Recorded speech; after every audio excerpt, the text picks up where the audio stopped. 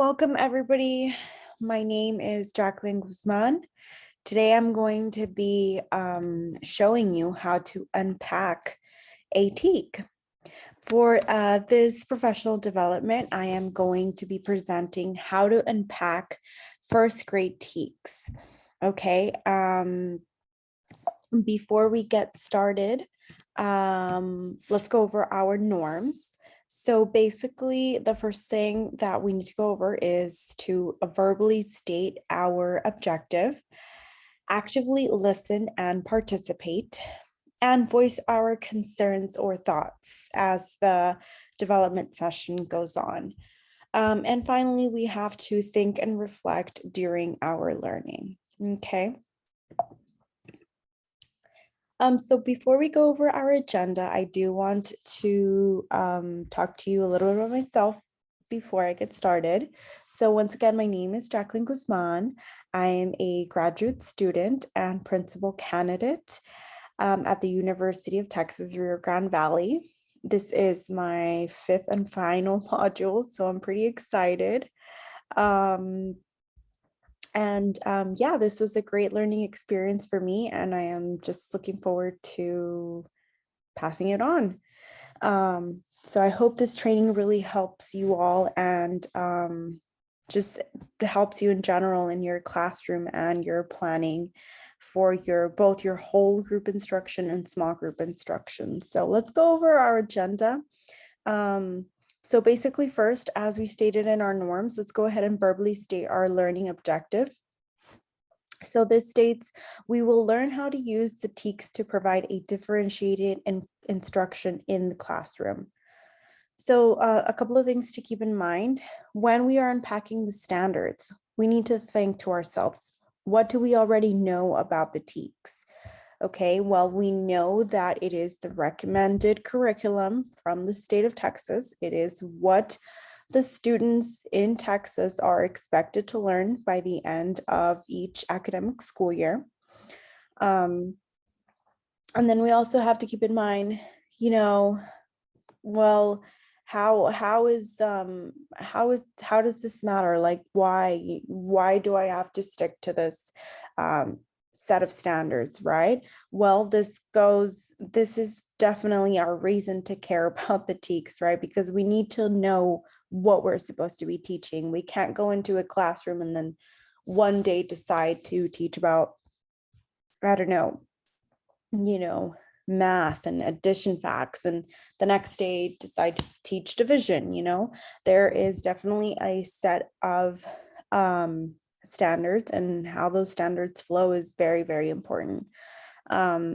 Additionally, it says, how does this help my students? That is something we also need to keep in mind. How do the TEKs help our students?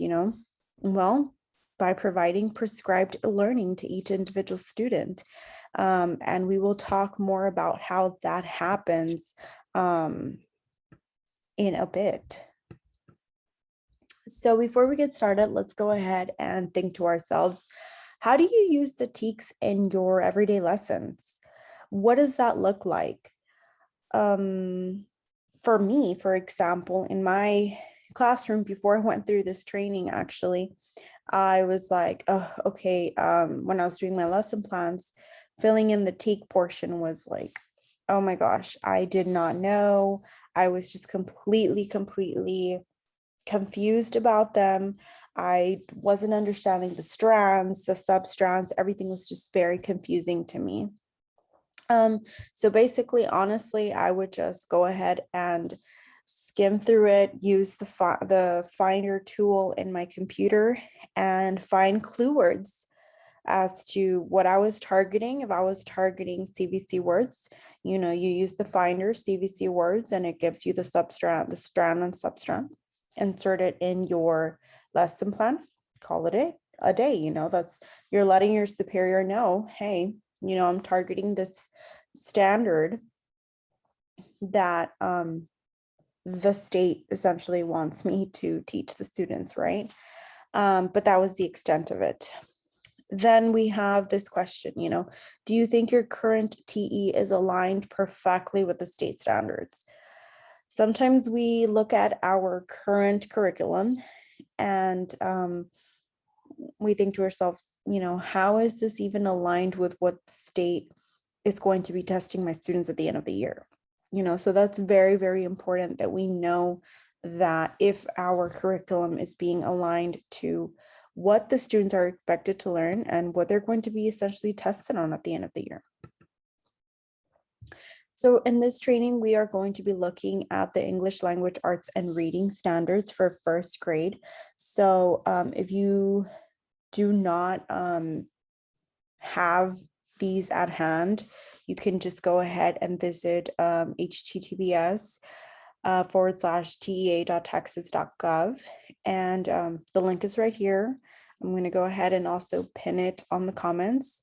And that's definitely your easy free access to the first grade TEKs. And this is all subjects.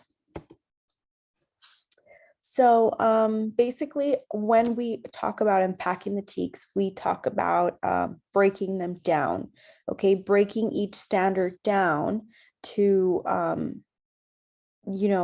essentially deconstruct it and provide us a more focused instruction and learning based on the student's needs. So this is just an example of how we can, visually break down each step and connect it to our students' learning and our own teaching. So go ahead and take a look at it. What do you notice? You can go ahead and pause this video and look at this format it by itself. Look at the acronyms, look at its formatting. And this is definitely not the only type of, I guess, graphic organizer you could use to break down a TEK. This is just one of many. This is my preferred graphic organizer just because to me, it just has everything on there. I can see it. It's not overwhelming. So this is something I typically use often. All right, so for this training, we're going to be going over TEK 2 AI. It basically states the student is expected to demonstrate phonological awareness by producing a series of rhyming words. So the first thing that I want you all to do is go ahead and look at this TEK that I went ahead and inserted in here. Notice these little notes in the bottom of the first box. So I want you to go ahead and identify the verb, content, and context. If I had a physical paper, then I would definitely go ahead and circle the verb, underline the content, and box in the context, but I don't. This is a virtual training. So what I did is I went ahead and I put the verbs in bold. So as you can see here, my verbs are demonstrate and produce or producing. So I went ahead and put those words in bold. Then my content and context, I went ahead and underlined it. That is, that means what they're going to be learning essentially. So we're doing. So this is definitely, creating or producing a series of rhyming words. That is what the students are going to do. So that's what I want to know. We know how or what they're supposed to do and like what they're supposed to learn. So you definitely need to highlight the verbs, and the context in each TEK that you're working with. After I've done that, now I can go ahead and create my own content objective. This is what I am going to be basing my lesson off. And this is what the students are going to be able to complete at the end of my lesson, or should be able to complete at the end of my lesson. So I can demonstrate phonological awareness by producing a series of rhyming words. Okay, so once we go down to the box in the bottom, this is our language objective. And this is the student product, the student outcome. This is what you should expect the students to take out of your lesson. For me, this was the students will listen actively to their teacher, state 2 rhyming words. They will identify the ending sound in each word. Then they will provide the teacher with another word that rhymes. The teacher will then provide a phoneme, and students will provide 2 words with that phoneme that rhyme. So that is what I am expecting my students to be able to do by the end of my lesson. Next, we're going to go with academic vocabulary. So I have here rhyme and phoneme. And I want you to go ahead and take a second and tell me why I'm including rhyme and phoneme on here. Well, if you're guessing because I went ahead and put it on my expected outcomes, you are correct. My academic vocabulary is definitely having to be linked with my student outcome. My students won't be able to give me the desired outcome if they don't know the vocabulary words that align with their objective. So in my case, it would be rhyme, because they need to know the word rhyme in order to be able to produce a rhyme. And phoneme. This is something that is regularly used when we're, just going over basic phonemic awareness lessons. So these are my chosen academic vocabulary. Then once you've done all these steps, you can finally, think about your questioning.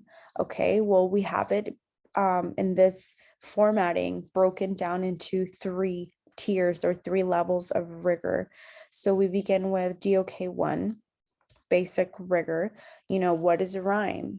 That you don't expect your students to maybe know, maybe they do know, maybe they've been exposed to it before.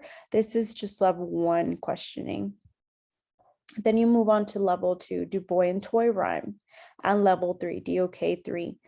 Now you expect students to, give you more. How do you know 2 words rhyme? Give me that. So on this next example, I want you to go ahead and, unpack a TEK for your current standing in your pacing guide. What are you currently going over in your classroom? Practice that, give me a TEK that you are targeting, break it down, identify verb, content, context. If you have a paper, you can go ahead, highlight, underline, however you can distinguish those words. Then based on that, create your content objective, your language objective, highlight your academic vocabulary, and develop your 3 DOK questions. And like I said, you're more than welcome to pause this video and go ahead and give it a shot on your own. At this time, we're going to go ahead and move on though. So a typical question that I have is, yes, we use our TEK steering to target our lessons, to teach our class, but what else can we do with them? Well, we can use TEKs to individualize instruction. When we receive summative data, we can see the overall standards that students struggled with. Then we can specifically which stop standards were mastered and which were challenging for each student. So what does that look like? Let's take, for example, this strand 6 in the English language arts and reading component of first grade. So we have comprehension skills, listening, speaking, reading, writing, and thinking using multiple texts. The student uses cognitive skills to both develop and deepen comprehension of increasingly complex texts.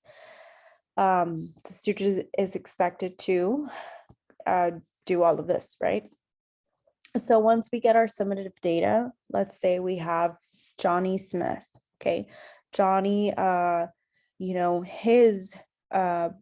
he excelled in everything else, but then in comprehension skills, he scored the lowest, okay? So you're like, oh no, we got to work on him with all of these things. So then you start just smashing all of these different substrands into Johnny's small group sessions. You go over making and confirming predictions. You go over making text to text connections, making text to world connections. Then you go over making inferences with him. But once you break down each question that Johnny answered, then you'll notice, hey, he did really well in making connections. He did really well in making inferences. He did really well in pretty much everything. I see that Johnny struggled the most in establishing a purpose for reading assigned and self-selected texts. I also see that he struggled in synthesizing information to create new understanding. Okay, but in everything else, he excelled. So should we be, overwhelming Johnny with all of these things he already knows, and then providing very little support on the information that he really does need help with? So that is how we can really funnel down the TEKs to provide individualized instruction for each student. So that's something definitely to keep in mind when we are planning for our small group sessions. We need to look at the data. We need to, filter down our groups. What students are struggling with this strand? What students are struggling with this strand? That again goes back to, using data and strategically planning for each student. So again, how does this help? It provides better small and group instruction. It gives students what they need. And it just generally overall helps with your student learning experience. So good luck. We'll hope you use these tips to go out and deliver an excellent instruction for all your students. Just keep practicing. And if you need any help, you can always come and rewatch the video. And hopefully this was of great help. So thank you.